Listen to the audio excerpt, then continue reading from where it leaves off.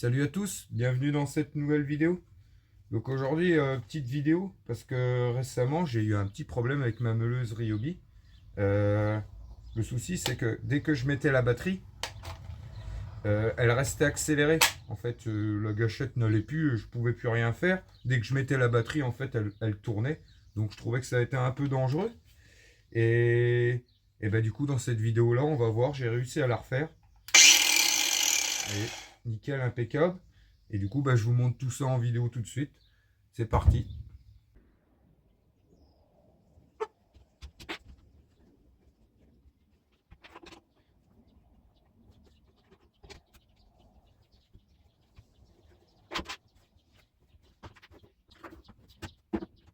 Regardez la tête de la cosse là. Je sais pas si ça vient de ça.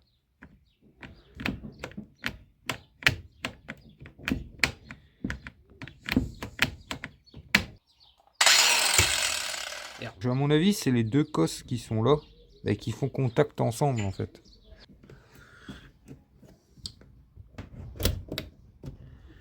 Tac.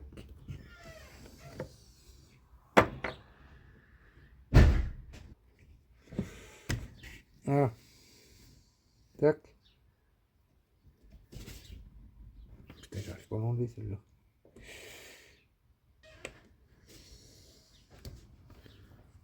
Vous voyez comment ça a collé en dessous là?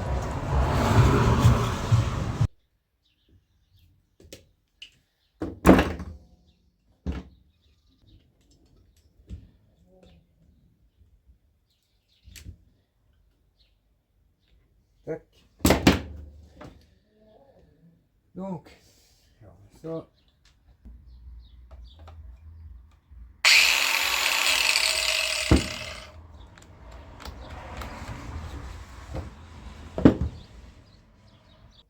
Je me demande si c'est pas ça en fait qui est mort. Enfin, qui fait contact quoi.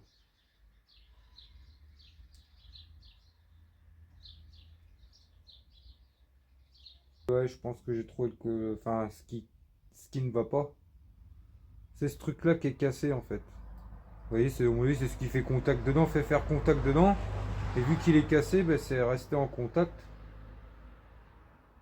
Et du coup, je vais essayer de l'ouvrir quand même. J'espère que je vais arriver à en retrouver un parce que c'est chiant. Quoi. Parce que ouais, une meuleuse comme ça, c'est pas donné. Bon, même si elle m'a bien servi, si je peux la sauver, je vais essayer de la sauver.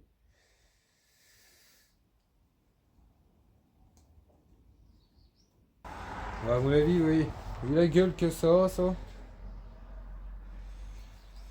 Ben, c'est ça qui est mort, tout simplement.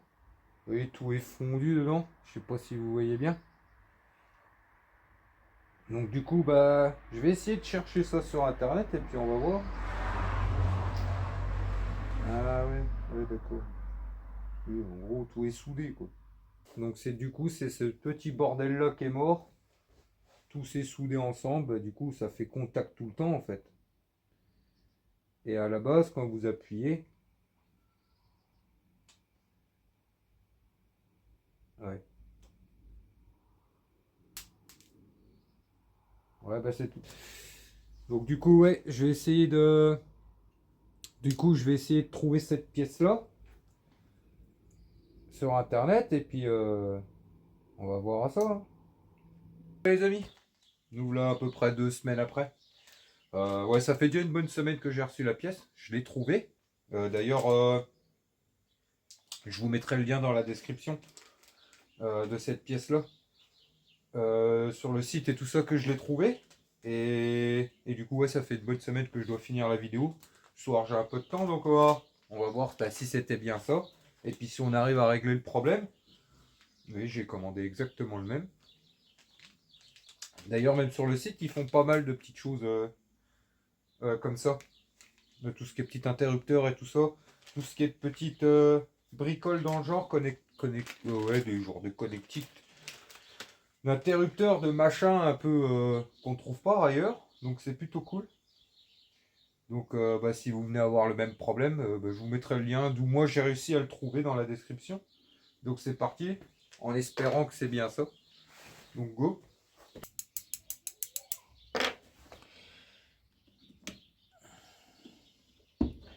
Faut que je me souvienne comment que ça allait maintenant. Ah, ça devrait pas être compliqué non plus.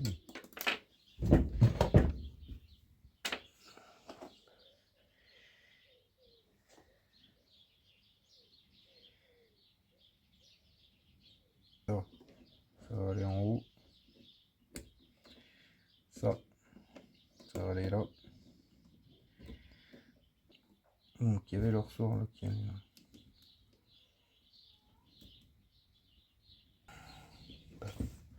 Ensuite, lui.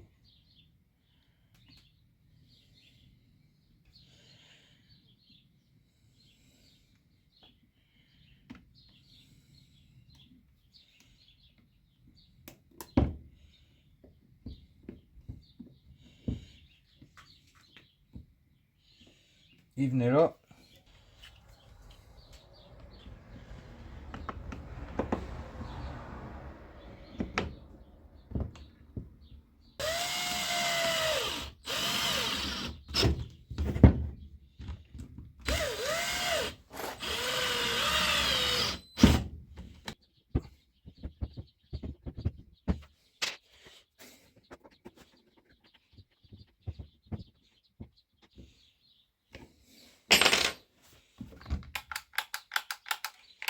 Bah déjà le bouton, vous voyez, par rapport à quand c'était avant, enfin, à la fin, bah il fait déjà le clic.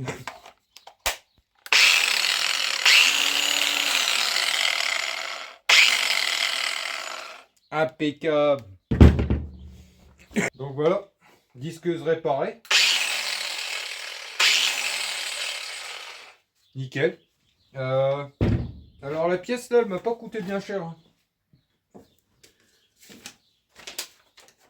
Ah bah c'est pas marqué sur la facture. Je crois que ça m'a coûté 7 ou 8 euros. Et 2-3 euros de frais de port. Ouais, en gros on est sur... ce petit truc là m'a coûté en gros 10 euros avec les frais de port.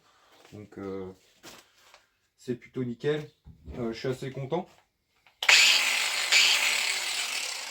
Donc c'est tout bien, voilà. Si quelqu'un viendra avoir le même problème que moi, bah de ce truc là qui crame, bon je ne sais pas le mot exactement de comment ça s'appelle, bah voilà. Vous saurez comment réparer une disqueuse Ryobi. Est-ce que c'est pareil sur toutes les disqueuses? Je crois pas. Quand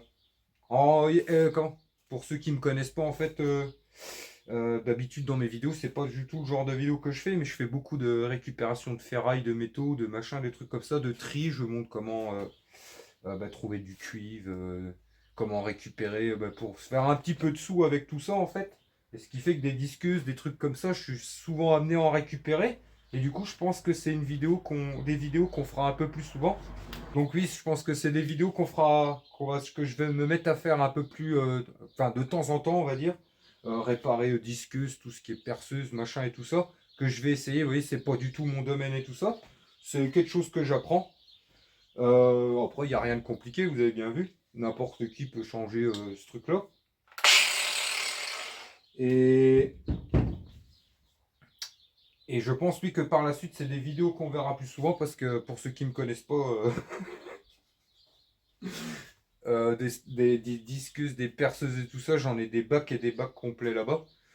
Et, du coup, à la base, c'est pour trier les métaux, récupérer les moteurs électriques, pour extraire le cuivre et tout ça. Mais je pense qu'il y a plein de choses comme ça que je vais mettre de côté quand c'est pas trop abîmé, on va dire, et que ça reste des marques voilà, qui valent le coup d'être réparées, hein, pas des machines qui valent rien et tout ça, un peu, voilà. Vous voyez bien? Eh ben, je pense que c'est des vidéos qu'on continuera à faire. Voilà, on va finir la vidéo là-dessus. Si elle vous a plu, et puis si ce genre de vidéo, vous voyez, on essaie où je répare des choses et tout ça. Bon là, les amis, ça m'aura embêté de celle-là de l'acheter pour démonter les métaux, le moteur électrique et tout ça dedans. C'est quand même, voilà, c'est pas donné, enfin c'est quand même un petit billet, une meuleuse une meuleuse Ryobi comme ça. Donc ouais, là, ça m'aurait un peu fait chier. Vous voyez, pour 10 euros, j'ai réussi à la réparer, donc impeccable. Si d'ailleurs ce genre de vidéo vous plaise, n'hésitez pas à me le dire dans les commentaires. Puis d'ailleurs, si celle-là vous a déjà plu, comme d'habitude, les amis, n'hésitez pas à mettre votre petit pouce bleu. Pour les nouveaux qui sont intéressés par toutes ces petites vidéos-là, comment réparer ce genre de conneries et tout ça, les vidéos un peu scrap, enfin, oui, démontage de métaux, récupération, cuivre, laiton, aluminium et tout ça, bah, n'hésitez pas à vous abonner. Tantôt, hein, dit.